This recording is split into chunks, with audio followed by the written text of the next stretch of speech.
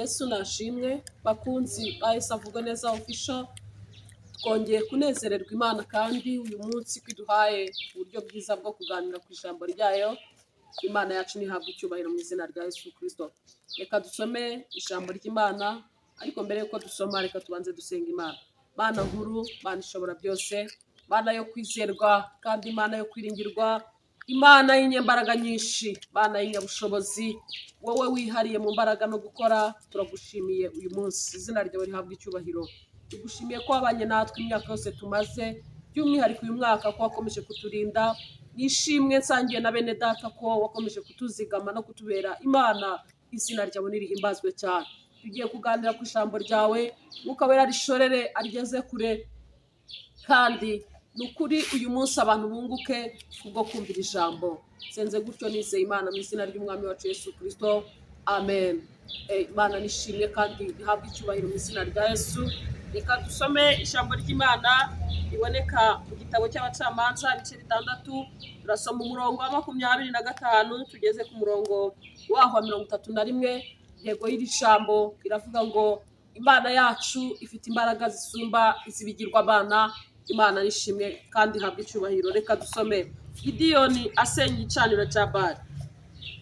Nuko ijoro ry'uwo munsi Uwiteka aramubwira ati, enda imfizi ya so ntoya wende n'indi ya kabiri, maze imyaka 7 maze usandaza igicaniro so yubakiye Bali, utema Ashera iri hafi yaco, maze wubakira Uwiteka Imana yawe igicaniro ku kanunga kubatsweho igihome ubyitondeye. Kandi wende imfizi ya kabiri witambe w'igitambo cyoswa ucyokesheje inkwi Ashera yari Ashera, inkwi za Ashera uri buteme. Nuko Gideyoni ajyana abagabo 10 bo mu bagaragu be, abigenza nk'uko Uwiteka yamutegetse.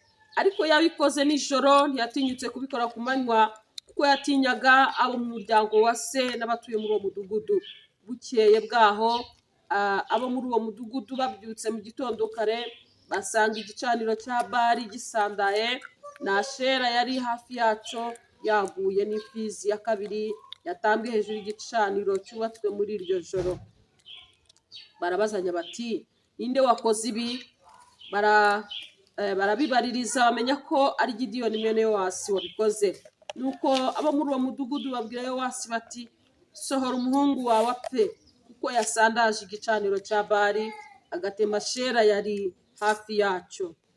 31 haravuga ngo Yowasi asubiza abamuhagurukiye bose ati, urashaka kuburanira Bali cyangwa murashaka kumukiza? Ati, ushaka kumuburanira bamwice hakiri kare, niba ari Imana niyiburanire, kuko basandaje igicaniro cyayo. Iyo cyatumye uwo munsi Yowasi yita Gideyoni Yerubali, avuga ati, Bali ni murege kuko yasandaje igicaniro cyayo. Imana yacu itugirire neza mu izina rya Yesu. Dusomye ijambo ry'Imana, inkuru zivuga ku uyu mugabo Gideyoni. Gideyoni guhamagarwa ko ari gutangaje cyane, kuko Imana yashakaga kumukoresha kugira ngo arokore ubwoko bw'iwabo. Bahoraga bahohoterwa, bahura n'ibigeragezo bitandukanye, kandi byaturukaga ko bari bameze nk'abadafite uwo kubacungura cyangwa uwo kubavugira. Ariko Imana isanga Gideyoni akiri muto cyane, ngo yari arimo asekura ingano ari wabo mu rugo, iramuhamagara mu ijwi ryayo. Imana igihamagara abantu, Imana ishimwe, ikagira ibyo ivugana nabo, ikagira ibyo ibabwira, bakabyumva n'amatwi yabo, bakavuga ngo twumvise ijwi ritandukanye n'andi majwi. Imana yacu nihabwa icyubahiro. Gideyoni rero ntihamagawe n'umuntu, yahamagawe n'abantu, ntihamagawe n'abanyembaraga, ahubwo yahamagawe n'ijwi ry'Imana ubwayo. Iramuhamagara kugira ngo imukoreshe abe umumaro mu gihe cye, umuryango we umugire umugisha, ubone ubucunguzi, ubone ubutabazi. Imana ishimwe. Iramuhamagara, iramubwira ngo wa munyembaraga we. Gideyoni yikangamo kuko yumvaga atari umunyembaraga koko, ariko Imana iramubwira ngo zagukoresha, uzacungura umuryango wawe, kandi ugende nk'uko imbaraga zawe zingana. Imana nishimwe. Rero inkuru dusomye noneho ni inkuru itubwira uburyo ki nyuma yo guhamagarwa kwe yagize umumaro koko, ariko Imana itangira kumukoresha. Yatangiye nyine imwemeza no gusenya ibicaniro by'ibigirwamana by'iwabo. Mana ishimwe, Imana iguhamagaye ishaka kugukoresha, ntabwo nyine uguma uko wari uri, ntabwo ukora uko wakoraga. Niba waba uri aho hantu hari ibigirwamana, niba hari ibintu byari biri hafi aho ngaho bishobora kuba inzitizi, Imana ibanza kubikuraho kandi igukoresheje kugira ngo nyine utangire kuba umunyembaraga koko. Aha niho byatangiraga kugaragarira ko imbaraga z'Imana ziri muri we, watangiye gukorana n'izindi mbaraga atandukanye n'uwo yari ari we atarahamagarwa. Imana ishimwe. Gideyoni, Imana rero iramubwira igitondo kimwe iti, Gideyoni, ndashaka ko usenya ibicaniro by'ibigirwamana by'iwanyu, ukabisenya ukabikuraho, hanyuma nyine ndagukoresha ngaragaze gukomera no kwera kwanjye. Imana ishimwe. Bana yacu ni Imana irwanirira icyubahiro cyayo. Nta muntu uyirwanirira, nta muntu uyiburanira, nta muntu uyivugira. Irihagije mu mbaraga no mu gukomera, yije kurwanira icyubahiro cyayo ngo yiyerekane ahantu batemera ubumana bwayo, ahantu batemera gukomera kwayo, ahantu batemera imbaraga zayo. Ibikora mu bumana, mu mbaraga zayo, ikaburanira icyubahiro cyayo, ikakirwanira. Ni Imana itazasangira icyubahiro n'ibigirwamana. Aha hantu Gideyoni yari agiye gukorera hari ibigirwamana byinshi mu mudugudu avukamo, aho atuye nyine, aho ari, byari bigoye ko ariho Imana yiheshereza icyubahiro itabanje kwerekana gukomera kwayo, ikuraho kandi ivuguruza ibyo bo biringiraga, ibyo basengaga, ibyo baramyaga. Imana rero igitangaza cyane. Imana ishimwe. Imana iramuhamagara iramubwira iti, Gideyoni, ndashaka ko ukuraho ibigirwamana by'iwanyu, ukabisenya ukabikuraho, hanyuma nyine ukubakira, ugatamba ibitambo, ugatangira kunkorera, ugatangira kumvugira, ugatangira gukora imirimo ngukoresha njyewe ubwanjye Uwiteka. Imana imuhamagaye rero Gideyoni, cyakora yagizemo ubwoba. Ibyo yagombaga gukora ngo abikora nijoro, yatinye kubikora ku manywa, avuga ati, abantu noneho baranyica, nibasanga nabisenye biragenda gute? Ariko Imana kuko yashakaga kwihesha icyubahiro, Imana n'ubundi yakoranye nawe iby'ubutwari. Imana arishimye cyane.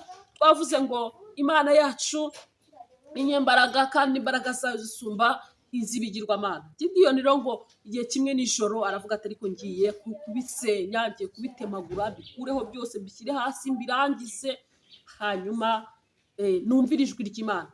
Ikintu numvisemo aha cyankoze ku mutima cyane, Imana ngo yaramubwiye ngo ibyo bintu ngo abikore abyitondeye. Hari igihe Imana iguhamagara ikakubwira ngo uyu murimo ugiye kunkorera, ariko ugasanga urimo kubicisha mu nzira zitaboneye. Ni koko winjiye mu muhamagaro cyangwa se ushaka gukorera Imana nibyo, ariko ugasanga ntabwo urimo gukora ibyo bintu byitondeye. Imana yamuhaye kondisiyo ngo ibyo bintu agiye gukora abikore abyitondeye. Ibi bigirwamana bisenye, abirandura, bimareho, ariko abikore abyitondeye. Yemerera umwuka kumuyobora, yemerera Imana ko bagendana, yemerera Imana ko bakorana. Imana ishimwe. Gideyoni rero aravuga ati, ngiye kubikora. Igirwamana arabisenya koko nibyo, ariko yubaka igicaniro cyo gutamba igitambo cyo gutambira Imana yo mu ijuru. Imana ishimwe. Bukeye mu gitondo ngo abantu basanga Ashera, basanga ibigirwamana byabo byaguye, byarambaraye, byarangiye, byatemaguwe. Barabazanye bati, umuntu wakoze ibi, babonaga ari ishyano ryabaye, bitewe n'uko bo babyiringiraga, babiramyaga, babonaga ari ikidasanzwe cyabaye. Imana yacu nishimwe cyane kuko ari nyembaraga. Bamaze gushaka amakuru barayakusanya, basanga byakozwe na Gideyoni. Baravuga bati, uyu muntu akwiye kwicwa, uyu muntu akwiye kuvaho, uyu muntu ubuzima bwe bukwiye kurangira, yakoze igikorwa kitabaho, yadusuzuguriye Imana. Bumvaga ko Imana zabo zasuzuguwe, bumvaga ibyo bintu birenze Gideyoni yari yakoze. Kandi koko mu ruhande rwabo nk'abantu babisengaga bakabyiringira, ibyo bavugaga wumvaga ko byaba ari byo. Ariko Imana yacu imbaraga zayo zisumba iz'ibigirwamana. Imana ishimwe. Nuko Gideyoni baravuga bati, akwiye gupfa, ubuzima bwe bukwiye kurangira, ibize birangire kuko icyo yakoze ntigikwiriye. Ariko babibwiye se Yowasi, nuko ngo atekereza kabiri, mwuka w'Imana yamukoreyemo. Haleluya. Nuko aravuga ngo, niba ari Imana muburanira, iyo niba ari Imana koko murumva mushaka kuyiburanira, murumva mushaka kuyivugira, murumva mushaka ko muyiburanira ngo bigende bite? Aravuga ngo niba koko ari Imana yarinze gutemagurwa, yarinze guhutazwa, byarinze kurangira muri ubu buryo, niba ari Imana niyiburanire. Nuko aravuga ati ahubwo mwebwe babice babakureho, niba murimo muburanira ikintu kitakwiburanira, ikintu kitavuga, ikintu kitanyeganyega, kitavuja, kidakora.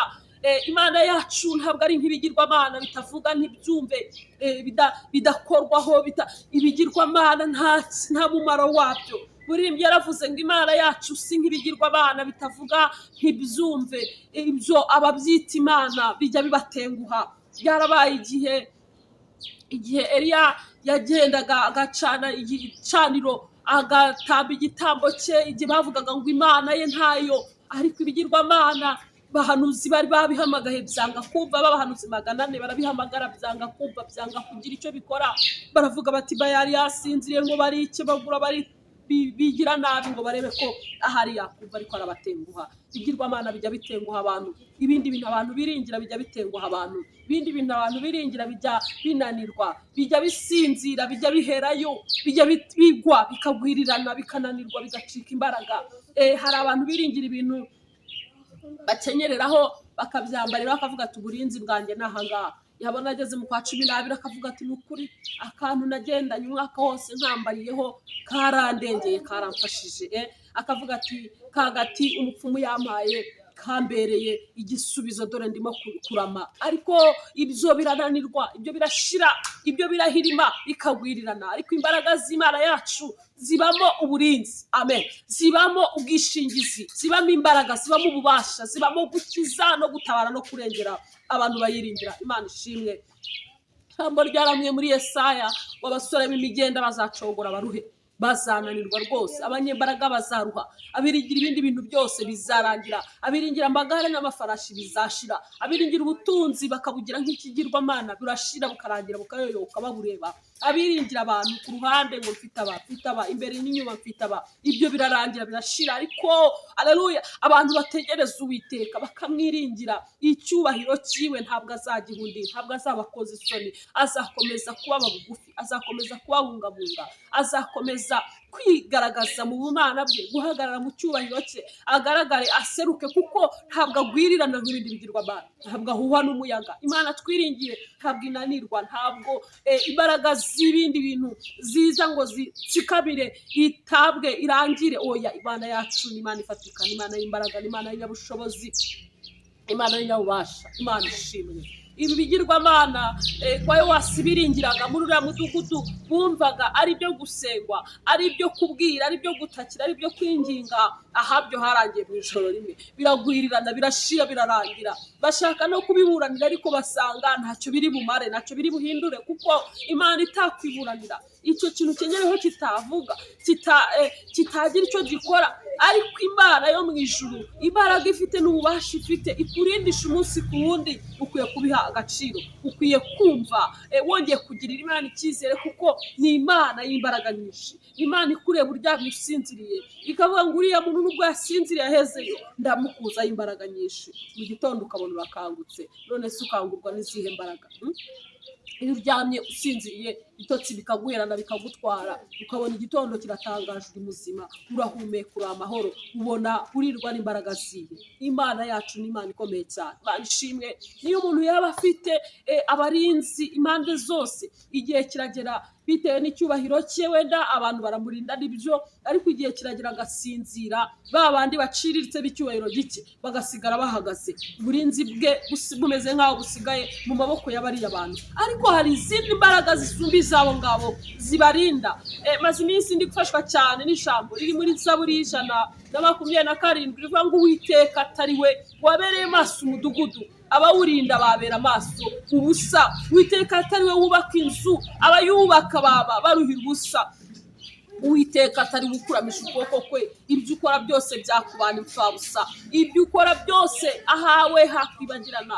Semajeri igeze kuvuga ijambo hari igihe ndigaruka nkumva byongeye kumfasha cyane. Yaravuze ngo icyubahiro cyose waba ufite, igihagararo, uburanga, amashuri, icyubahiro, ibintu byose waba ufite wakwishingikiriza ngo Uwiteka atari uhagaze iruhande rwawe. Aravuga ngo wamwara. Ni ukuri wamwara pe. Ikimwaro cyagukora, isi yakumwaza ikagukoba, abantu bakaguseka, ukaba igishungero, ukaba igitutsi, kandi nyamara wari umunyacyubahiro byashira. Ariko kwiringira Imana, haleluya, Yesaya yabivuze neza, aravuga ngo uhereye kera kugeza na n'ubu ngo nta muntu wigeze kumvisha amatwi ye cyangwa kurebesha amaso ye indi mana igira ikimarira umuntu uyitegereza itari Uwiteka.